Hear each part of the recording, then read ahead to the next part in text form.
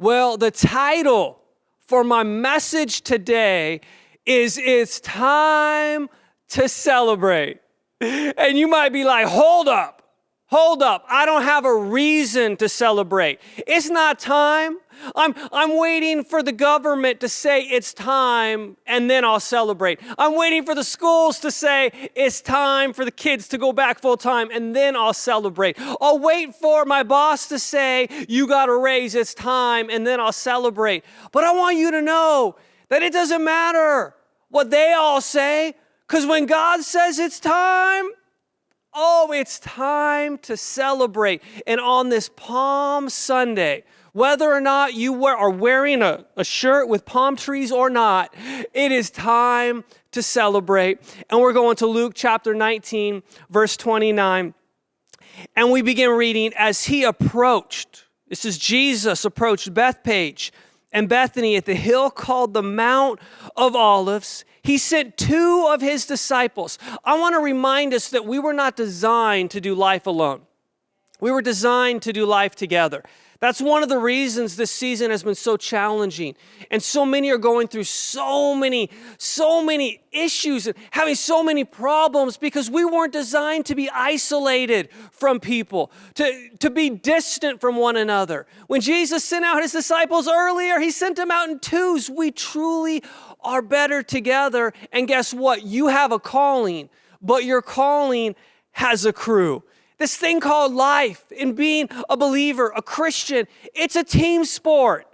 Maybe you grew up and you played golf. That's more of an individual sport. I grew up playing baseball, and baseball is a team sport. And whether you're a shortstop or second base or catcher or you're in the outfield, every position is needed.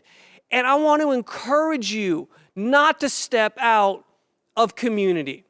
This church launched over 40 years ago, and my parents named it Faith Community Church. It's not what my dad wanted to name it. There was another name, but it was already too popular, and so he's like, no one has Faith Community Church. Now everyone has Faith Community Church. And someone's like, what happened to the community? Well, at some point, a number of years ago, my dad was working with some graphic artists or whatever, coming up with some new logo, and Faith Community Church was too long, so they took out community. I was like, if you're going to take something out, take out faith. Let's just be Community Church. But anyway, that's my opinion, and that's not what it was. So anyway, you can take community out of the name, but don't take community out of your life. And you might be like, well, I'm not living in community. Jesus is all I have. If Jesus is all you have, Jesus is all you need. But when Jesus calls you, come and follow me, and I will make you fishers of men, it's not just an individual calling, but there's a group on this journey. Jesus didn't just call Peter. He didn't just call John. He called a group. We are better together. And I love it because he sent two of his disciples. What are their names? We don't know. They don't get credit. We live in a world where we love to get the credit. The movie credits now, they put some of the funniest stuff on shows or movies at the end because they want you to keep watching so you can see all the names as they scroll by. And someone's like, yeah, we need to give credit where credit is due. I absolutely agree with you. We need to give credit to who credit is due. Who is credit due? Jesus. That's why we need to live, not to make our names known, but live our lives to make the name of Jesus known. A team that doesn't care who gets the credit is a team that conquers. We're saying it's time to celebrate. Saying to them, go to the village ahead of you. And as you enter it, you will find a colt tied there, which no one has ever ridden. Untie it and bring it here. We need to bring Jesus the best, the purest, that which is sacred. Don't give God your worst and expect his best. And around here, we have the most amazing servant leaders. We have the most amazing kingdom builders, people who give their time, people who give their finances. We don't bring God our leftovers. We have leftovers because we give God our best. That he continues to pour out so much upon us. Let's continue to bring God our best. But we need to remember that this is an opportunity, not an obligation. This is I get to, not I have to. It's amazing because God, he involves us. Like, that's an incredible opportunity. That's not an obligation. That's an opportunity because God is involving us. But not only is God involving us, but he instructs us. Anyone glad that we get directions? When you get like a toy for your kid at Christmas and it has directions on how to put it together. Some things need directions. And yet many people live their lives like, don't tell me what to do. Who do you think you are to tell me what to do? I don't want anyone to tell me what to do. Sometimes we need to be told what to do. There are moments people come to me for prayer and they say, will you pray for this situation? And I do. And sometimes I say, I'm going to pray for you, but can I give you some input? Like, this isn't from God. This isn't thus saith God. I just want to give you some practical advice because you want me to pray for your relationship with that dude that you should leave. He's no good for you. So I'll pray, but can I just give you some practical advice? Have you discovered that inspiration without instruction leads to frustration? But the great thing is inspiration with instruction is an opportunity in our lives for transformation. It is time to celebrate. If anyone asks you, why are you untying it? Say, the Lord needs it. Those who were sent ahead went and found it just as Jesus had told them. It appears they're like stealing for their Savior. Did you know that when the bookstore cafe was open here on campus, the most stolen item was the Bible? When we have communion, people steal the elements. Like, this is crazy. Anyway, that's not what's happening here. But if I were these two individuals, these two disciples, I'd be like, really? Like, that's the plan? Are you ever unsure of the instructions you get from Jesus? Like, as you read the gospel accounts, you're like, okay, there's a guy who can't see. Jesus spits on the ground, takes mud, puts it on the guy's eyes, and his instructions are, go wash it off. Really? That seems like it's going to work. Jesus' mom came to him and said, hey, at this wedding, they are out of wine. And Jesus says, you see those water bottles? Go put water in them. Really? That's going to give us wine? Here's this man who's been lame. He can't walk. Jesus gives him instructions. Get up, pick up your mat, and walk. Oh, really? Like, you ever look at the instructions and you're like, is this going to work? And we're so wondering, is this going to work? We're not working it because our plans are usually based upon either facts or feelings. You know those people? Like they have the plan because they look at all the facts, they analyze all the facts, they're great with statistics. And then there's other people who just make plans because they're like, I just felt it. They tend to be more intuitive.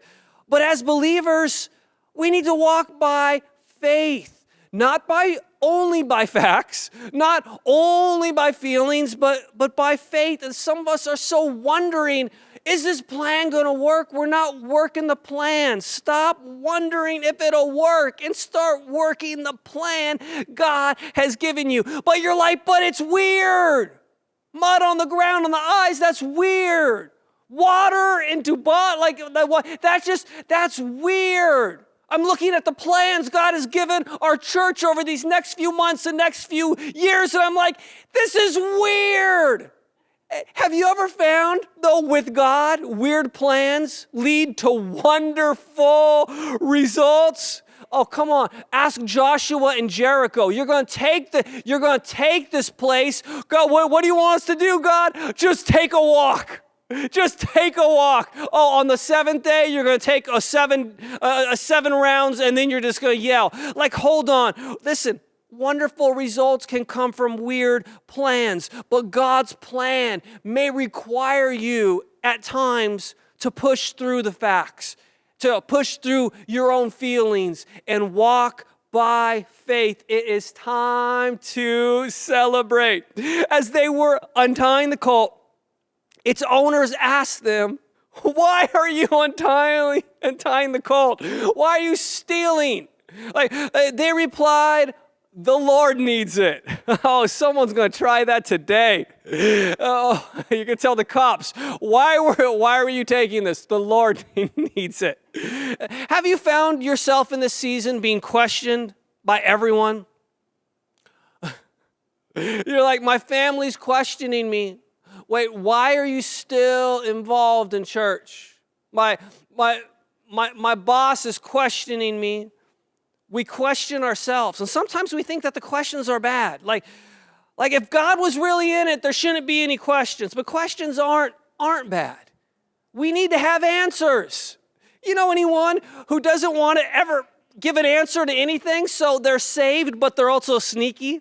Come on, you know those saved but sneaky people? Listen, not only do we know the answer to the question, we know the answer. Oh, come on, you know what I'm talking about. We don't just know the answer, we know who the answer is. And if we can choose to not just focus on like what we want, but what God is asking us. The Lord needs it, not my wants, but God's needs. You see, sometimes we're only focused on our own wants, that we're missing what the Lord is needing us to do for others. Purpose is found not in what you get. Purpose is found in what you give. And I wonder what you're holding on to.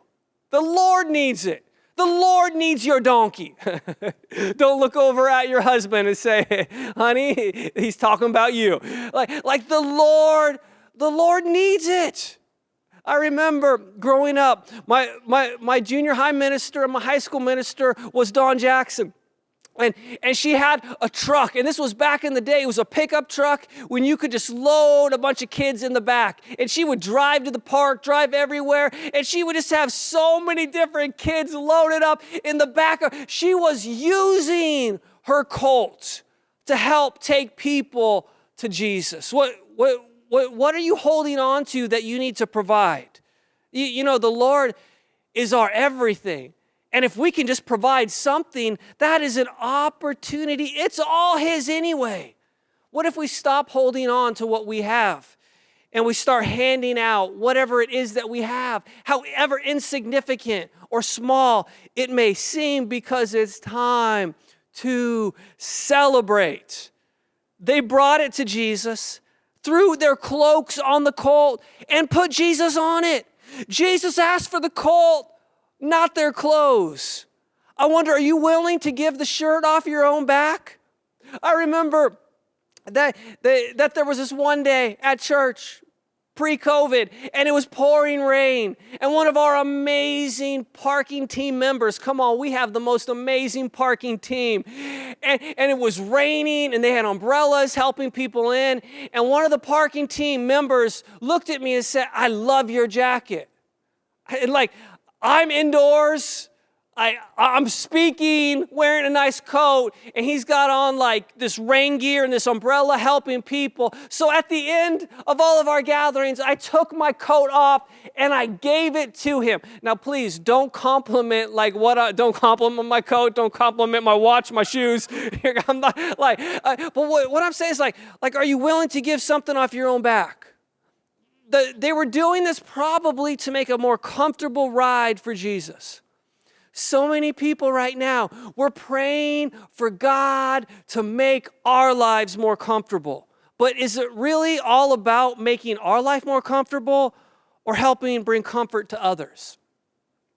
Here's what I've discovered. Comfort often conflicts with impact. The more uncomfortable you're willing to be in life, the more impactful your life will have. The greater impact you'll actually have. You see, there's this tension because an easier life is not an impactful life. So many people are like, what's the minimum requirement? What's the bare minimum? But I'm so glad that we have a team here that goes above and beyond.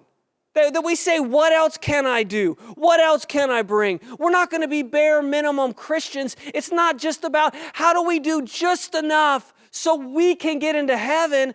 No, we want to be maximum impact and bring heaven to earth and populate heaven as much as we possibly can. You know, bare minimum people never maximize their impact. It is time to celebrate. Now here, Jerusalem at Passover season was the delight of the Jews, but it was the despair of the Romans. Have you found in our world that often it's the delight for some, while it's the despair for others? Some are like, I love this, and others are like, I hate it. What about family gatherings? Some people are like, I love family gatherings. Other people are like, I hate family gatherings. What about summer break? Some parents are like, I love the time with my kids. And other parents are like, why does it need to be so long? This is like a time here when the Jews would come from all over. So the population there, they would think that it could possibly triple. This was like spring break in Miami. People were everywhere without masks. Like the Roman military would be on high alert because they were concerned of a potential riot. Not just a riot, but a revolution to establish a new king. The Romans wanted to maintain control, while the Jews wanted to break free from the oppression. So there's this tension.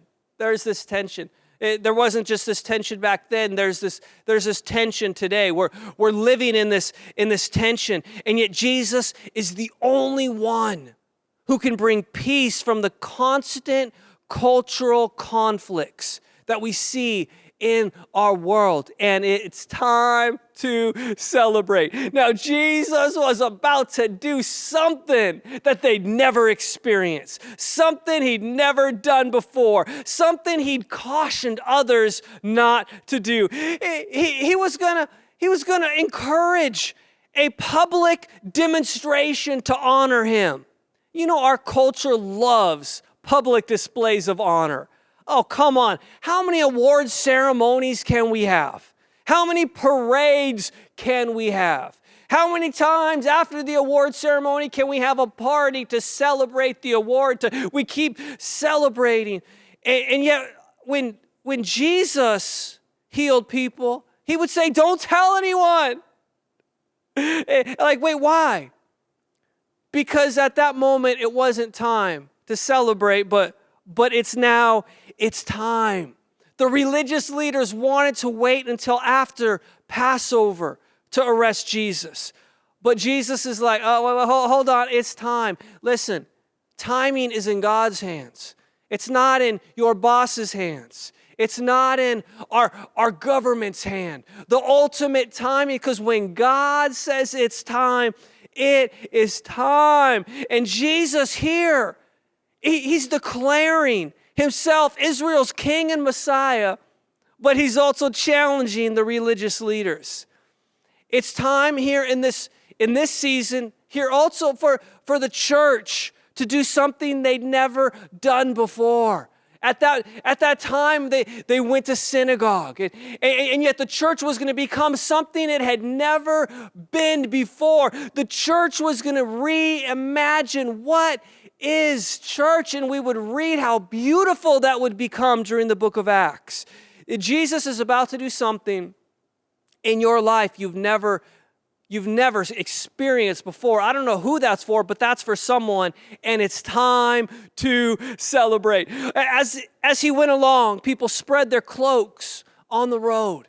This was to honor and welcome Jesus. So many people now, they're more concerned with how they're welcomed. with how they're treated versus how we welcome other people. Some people are more concerned with how they welcome culture into their life versus how they welcome Christ into their life. They are laying down their garments. They're laying down palm branches. They're laying it down. There are some things we need to lay down. Some of us, we need to lay down our pride.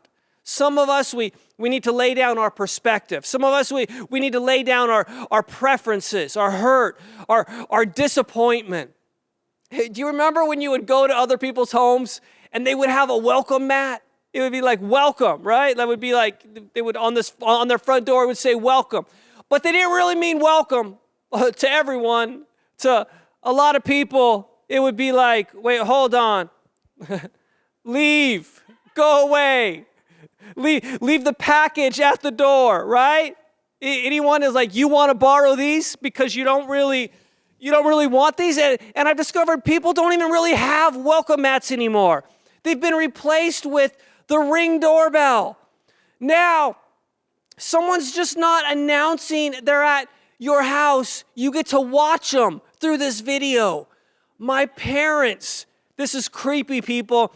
They love pulling out their devices and looking at people on their front door. Who's this? What are they doing? It's like reality TV. And we're like, oh, you need to... I want to know, are you welcoming Jesus? It's like we have what you're welcome, but is he? Like, what do we need to lay down to welcome and to honor Jesus? Here at this church, all are welcome. No matter the background you come from, all are welcome. And at this church, we honor up, we honor down, we honor all around. As a kid, I remember we would sing a song. It would go, I exalt thee, I exalt thee, I exalt thee. Oh, God, you love that song. I exalt thee, I exalt thee. Yet we live our lives, so many, I exalt me. I exalt me. Everyone I exalt. Like, hold on, it's not about me. We need to lay our lives down and lift him up. It is time to celebrate. When he came near the place where the road goes down, the Mount of Olives, the whole crowd of disciples began to praise God in loud voices for all the miracles they had seen. Do you know any quiet talkers that now, because of mask wearing, has made it impossible to hear what they're saying? And you're like, I can't even read your lips right now. I have no idea. But this crowd was large. And this crowd got loud. There is extreme excitement. All the miracles they'd seen. They'd seen Jesus heal the blind. They'd seen Jesus heal and open up deaf ears. They'd seen the lame get up and walk. They'd even seen Jesus call a dead man out of the tomb. They got loud. I remember a radio station when I was a teenager, and it would say, turn it to 10 and pull the knob off. That is what's taking place right now. And I want to say, online, on campus, in your home, in your car, will you get loud? You are here to worship, not to watch. I'm going to watch church. No, we worship together. I remember being at some concerts where it would be loud. At a Nirvana concert, it was loud. At a Guns N' Roses concert, it was loud. At a Beastie Boys concert, it was loud. And we need to this is getting loud for God. Some of us, I'm like, wait, hold on. Are we watching golf or are we worshiping God? Let's celebrate the miracles of Christ louder than the moments of culture. It's time to celebrate. Blessed is the King who comes in the name of the Lord. Peace in heaven and glory in the highest. In chapter 2 of Luke, the angels are announcing, they are announcing to the shepherds, Jesus, peace on earth, but here is peace in heaven. Los Angeles is called the city of angels, but if you drive around Los Angeles right now, it doesn't look like the city of angels. Jerusalem, it means city of peace or foundation of peace, but it didn't look like that. And they're hoping Jesus would bring peace. And yet when you reject the Prince of Peace, there can be no peace. No peace in your life, no peace in your family, no peace in our country, and no peace in our world. Only bitter conflict. Palm branches symbolize victory and they symbolize peace. But will you on this Palm Sunday accept that peace, or are you going to reject it?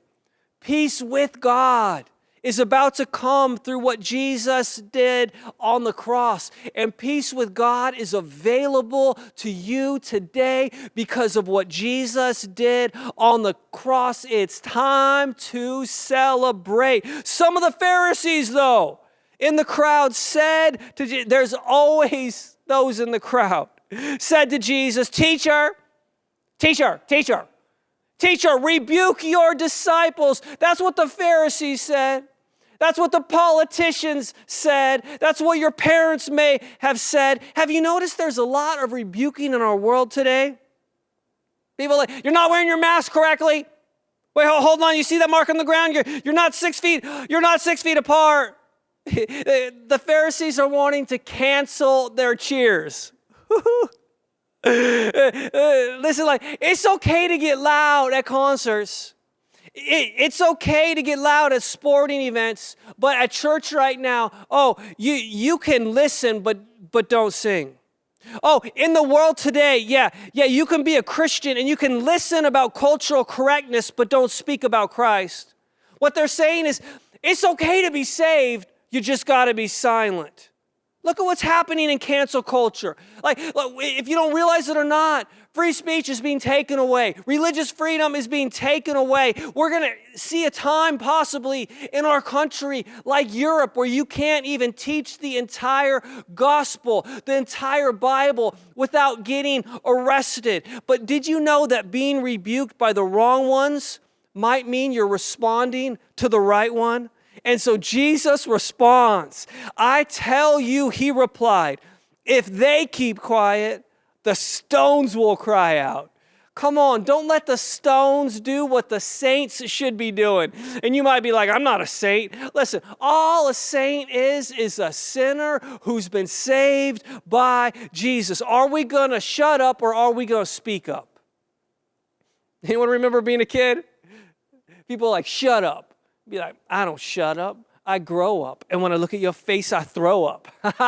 Anyone remember that? And you were like, oh, I told you. I put them in their place. But I wonder now if we're actually getting to a season where it's like, I don't shut up, I speak up. But if I get too loud, I might be locked up.